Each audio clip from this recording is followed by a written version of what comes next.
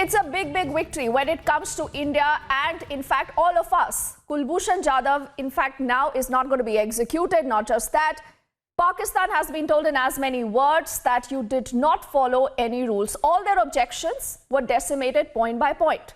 But this is a story of the entire country but the Congress party. Yes, you're hearing that right. Because the Congress party now believes, and they are out there questioning the entire verdict. In fact, the Congress party says that the verdict has not only stayed the execution, and Pakistan court's verdict hasn't been annulled by the ICJ. We also have a reaction now coming in from Shashi Tharoor on the same.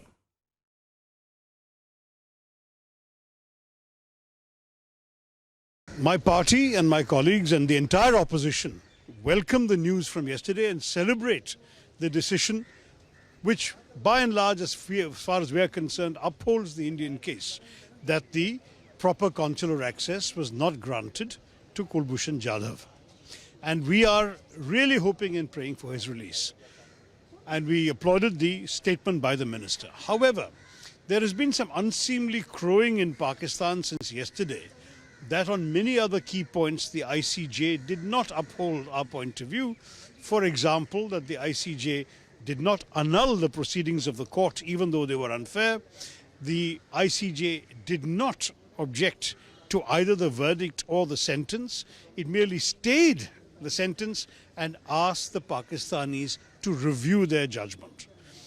This is a question that concerns many people in India, and we wanted a further clarification from the government as to how they would be in a position to deal with the situation if indeed Pakistan simply reaffirms its original judgment, claiming they have conducted a review, or whether there is a possibility of appealing to the ICJ to review these parts of its judgment. On this, we are still hoping for a clarification from the foreign minister.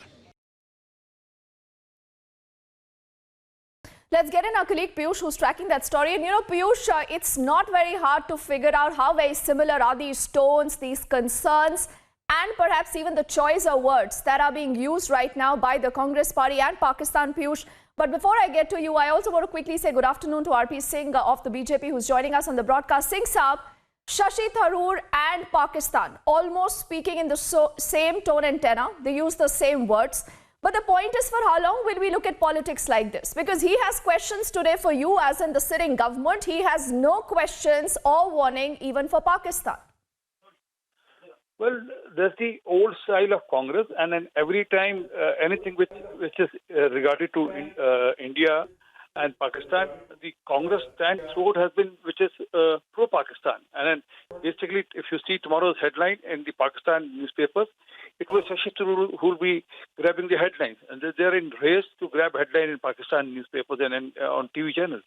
So that's what Congress is. I mean, they don't appreciate the effort which has gone. The effort which was made by the government of India, I mean, appointing Harish Salve and then putting the complete case in such a fashion, and even going to international court for that regard.